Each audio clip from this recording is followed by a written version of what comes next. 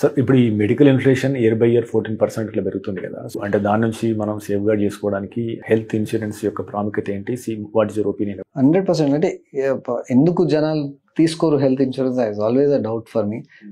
Especially మీరు the premiums are small, logic is right there. అంటే సడన్గా ఒక రోజు మీకు యాక్సిడెంటో లేకపోతే ఈ క్యాన్సర్ లాంటి ఎక్స్పెన్సివ్ ప్రాబ్లమ్స్ అవుతే సడన్లీ అవుట్ ఆఫ్ నోవేర్ వచ్చేస్తుంది. So if you are prepared for it any day better. So insurance అయితే మ్యాండేటరీ, మీరు కంపల్సరీ తీసుకోవాలి. I think that is one message. నా ఆర్థోపెడిక్ మెసేజెస్ కంటే ఇదే important. Because for you as a family sudden one moment of burden కంటే you are paying your insurances over a period of time and protection unte it's a big relief. Sir మీ గురువారెడ్డి గారికి మంచి legacy ఉంది. అదే రకంగా మన ఆర్థోపెడ్, top ఆర్థోపెడ్ అనగానే గురువారెడ్డి గారు గుర్తొస్తారు. సో సన్షైన్ హాస్పిటల్ ఆ రకంగానే ఒక మంచి పేరు ఉందని భారతదేశం నుంచే కాదు ఇప్పుడు ప్రపంచవ్యాప్తంగా సన్షైన్ హాస్పిటల్కి వస్తున్నారు. సో మెడికల్ టూరిజంలో అంటే హైదరాబాదు విభాగంలో అంటే ఆర్థోపెడిక్ రంగంలో ఎట్లా నడుస్తున్నది కిమ్స్ సన్షైన్లో? ఎవ్రీ మంత్ ఎవ్రీ ఇయర్ ఎట్లా నెంబర్స్ మారుతున్నాయి? ఈ పొజిషన్ ఇంకా సుస్థిరం చేసుకోవడం కావచ్చు, ఇంకా మెరుగుపరచుకోవడం కావచ్చు. As a executive director, what your plans for the next 5 years like that? Yeah, అంటే India has become epicentre of medical tourism. Because మన దగ్గర ఉన్న క్వాలిటీ ఆఫ్ కేర్, ఇలాంటి tertiary hospital setups like KIMS, Apollos, all of them, ఆ facilities neighbouring కంట్రీస్లో ఉన్నాయి. But that expertise with these facilities are combined with experience with low cost. ఇప్పుడు ఇదే మనం నీ రిప్లేస్మెంట్ సర్జరీ ఉంది ఇండియాలో రఫ్లీ 2.5 lakhs అట్లా కాస్ట్ ఉంటే యూఎస్లో 10 times కాస్ట్ ఉంటుంది. సో 25 lakhs సింపుల్, అంతే కన్వర్జన్ ఉంది. సో ఇంత హై కాస్ట్, సరే అక్కడ ఇన్సూరెన్స్ ఉంటే పర్లేదు, బట్ చాలా మందికి అది అన్అఫోర్డబుల్గా అయిపోతుంది. So instead of travelling to that kind of countries, many people around ఇప్పుడు మిడిల్ ఈస్ట్ ఉన్న కంట్రీస్ లేకపోతే బంగ్లాదేశ్ లాంటి కంట్రీస్ నుంచి ఇండియాకి వస్తున్నారు. ఇండియాకి వచ్చి ఈ సర్జరీస్ చేస్తున్నారు and then they go back because the kind of quality care we're giving is top. Europe, యుఎస్లో ఎట్లా ఉంటుంది అట్లనే మన దగ్గర ఇప్పుడు క్యాచప్ అయిపోయింది. So maybe 20 years ago big difference between Indian and western health care systems, but ఇప్పుడు అట్లా కాదు. సో డెఫినెట్లీ గోయింగ్ ఫ్యూచర్ 5, 10, 15 yearsలో రీచ్ ఇంకా పెరిగిపోతుంది. మేము కూడా అక్కడ వెళ్ళి కొన్ని క్యాంప్స్ చేస్తాము, కొంచెం ట్రైనింగ్, సర్జన్ ట్రైనింగ్ అట్లా చేస్తున్నాం. మీరు అడిగారు ఎట్లా మీ ప్లాన్ ఏంటంటే, we go there, we do the training to those surgeons. So వాళ్ళకి ఒక కెపాసిటీ వస్తుంది and then anything beyond their scope then they will refer to our centres. అట్లా ఒక బెనిఫిట్ మోడల్ ఉంటుంది వాళ్ళకి కూడా. So that helps them. So research విషయంలో KIMS Sunshine అంటే ఎక్కడ ఉంది? ఎవ్రీ మంత్ కానీ ఎవ్రీ ఇయర్ కానీ ఎన్ని రీసెర్చ్ పేపర్ పబ్లిష్ అవుతున్నాయి? మీ దృష్టి ఏ రకంగా ఉందా? అది కూడా దాంట్లో మా సన్షైన్ బోన్ అండ్ జాయింట్ ఇన్స్టిట్యూట్కి ఒక ప్రైడ్. అంటే మా రీసెర్చ్ హాస్పిటల్స్ చాలా ఉన్నాయి, మన చుట్టూ చాలా ఉన్నాయి, బట్ మాకు ఒక research angle or research strength మిగతా వాళ్ళకంటే ఎక్కువ ఉంది. బికాస్ ఓరియంటేషన్ కూడా బాగానే ఉంది towards the research. The last అంటే రీసెర్చ్ ఎందుకు ఇంపార్టెంట్? బికాస్ మీ లెర్నింగ్స్ మీరు నెక్స్ట్ జనరేషన్స్కి పాస్ ఆన్ చేస్తున్నారు. That is the importance of research. So last 10 yearsలో ఇప్పుడు మాకు ఆల్మోస్ట్ 150 పబ్లికేషన్స్ వచ్చాయి పెద్ద పెద్ద జర్నల్స్లో. So 150 scientific articles, 150. So almost ఇయర్కి ఇప్పుడు మేము 15 to 20 పెడుతున్నాం. So that is the power of research. Because ఆ బేసిస్ మీద ప్రాక్టీసెస్ చేంజ్ అవుతాయి. So that is important. Medical ఫీల్డ్లో అది చాలా ఇంపార్టెంట్. అండ్ ఇప్పుడు సన్షైన్ దాంట్లో బాగానే ముందుకు వచ్చింది last 10 years and we are happy for that. మీరు శిక్షణ ఎక్కడ పూర్తి చేశారు? 1000 ఆపరేషన్స్ చేశారు కదా, వాటి యొక్క సక్సెస్ రేట్ ఏ రకంగా ఉంది? సో ఎట్లా దీని గురించి వివరిస్తారా? బేసికలీ నా ఎంబీబీఎస్ హైదరాబాద్లో అయింది, పోస్ట్ గ్రాడ్యుయేషన్ నాగ్పూర్లో అయింది. 3 years ఆర్థోపెడిక్స్లో ట్రైనింగ్ చేశాక మళ్ళీ దాంట్లో కొన్ని ఫెలోషిప్స్ అంటాము. సో సబ్ స్పెషాలిటీ ట్రైనింగ్ అది ఇక్కడే చేశాను నేను సన్షైన్లో. So speciality is a knee joint speciality, అంటే షోల్డర్, నీ, హిప్ అట్లా.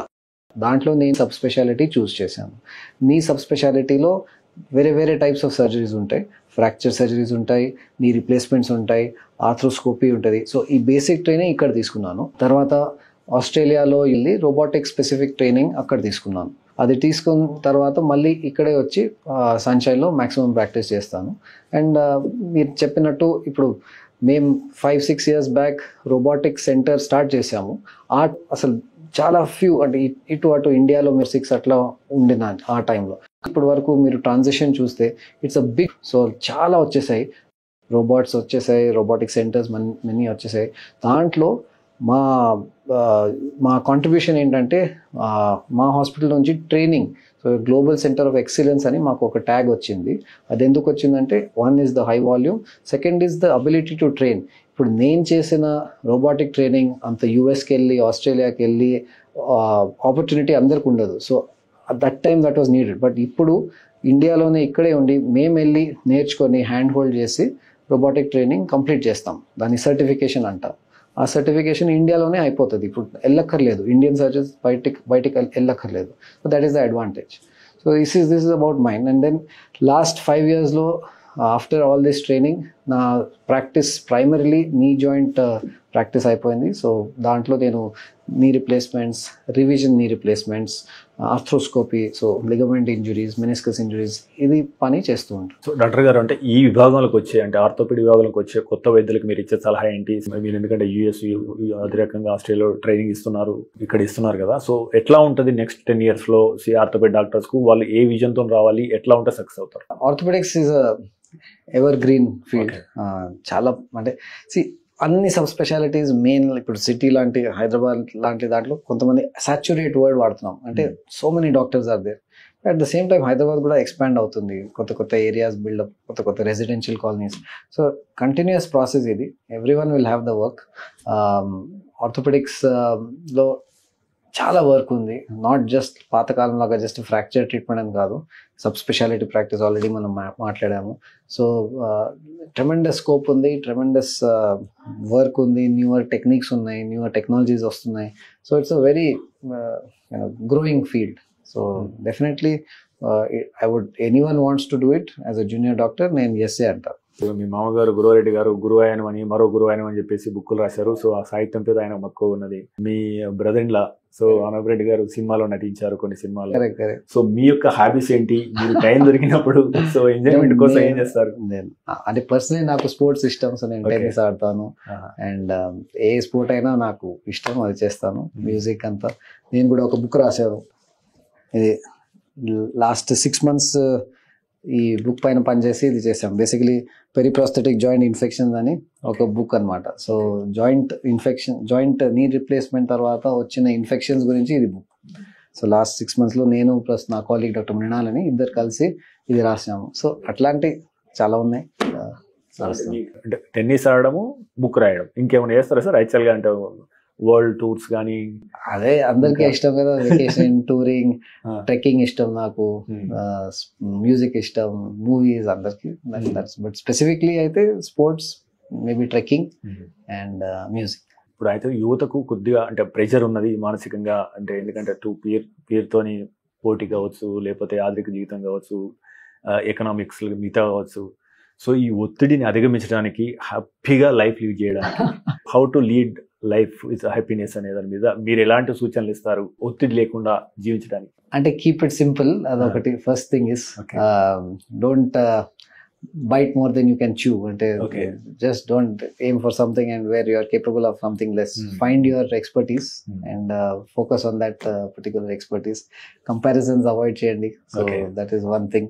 If I keep comparing to my father-in-law Dr. Guruvareddy, I should be like I will be unhappy all the time. So atla kaadu, you should make your own identity and you should be happy in your own sphere. So that is it. Keep it simple. Ante. So finally, sir, do's and don'ts lo. What are the 5 things to do to protect our knees, and what are the 5 things to avoid? 5 things to do. See, in a childhood, I would not say anything. Just be normal, natural. Make aim pedda restrictions level, nothing.